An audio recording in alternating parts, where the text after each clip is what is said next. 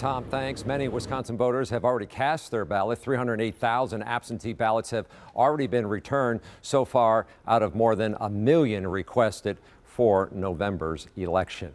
So let's get to our political panel now. Milwaukee's Common Council President, a Democrat, Cavalier Johnson, and Waukesha County RNC at-large delegate, Robin Moore. Thank you both for being here. Robin, let me begin with you. The president, very aggressive tonight, in-your-face style, really was in high gear. Will that help or hurt him, especially with suburban women voters who struggle to support him because of his style? Well, I think after tonight, suburban women voters or anyone really would be hard pressed to pick somebody tonight that was a winner out of, what their style was, because I don't think either Vice President Biden or even Chris Wallace was, mild-mannered and even-tempered. I mean, the attack started right away with actually Vice President Biden, from what I saw, interrupting the president first. And so President Trump ended up having to really debate two people tonight. So for that fact, I think he was a winner. I think he held his ground, and I think he made the case why he should be reelected. Well, Joe Biden, there was a low bar set for him. Luckily, I think he made it across that bar. But Chris Wallace tonight, I think, was kind of the loser, and people were very disappointed in the format of this debate and letting it get so aggressive. All right. Well, let me ask you, President Johnson. Vice President Biden also occasionally lost his temper, at one time calling the president a clown. Do you think that will help or hurt his standing with voters who were looking for a change from the name-calling and divisive language? Well, listen, I think that voters across Wisconsin and across America are looking for leadership.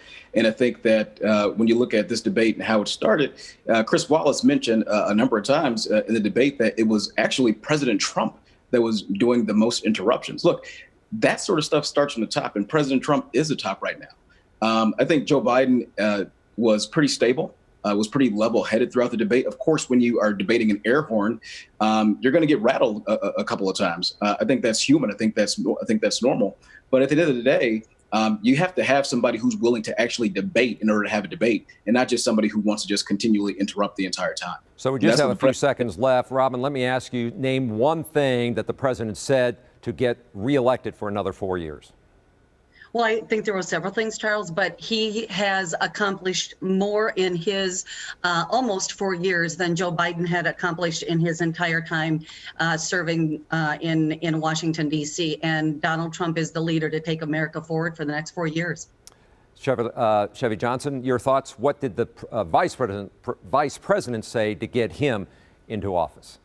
Well, Vice President Biden looked directly into the camera and talked directly to the American people and talked about bringing this country together, about building back better, about having a better health care, about having a safer and cleaner environment, having clean energy jobs come out of that, addressing racial and social injustices, having a plan for COVID and listening to science, and not allowing for fringe groups, especially white supremacists, to rule the day. And that's what the president wanted to do.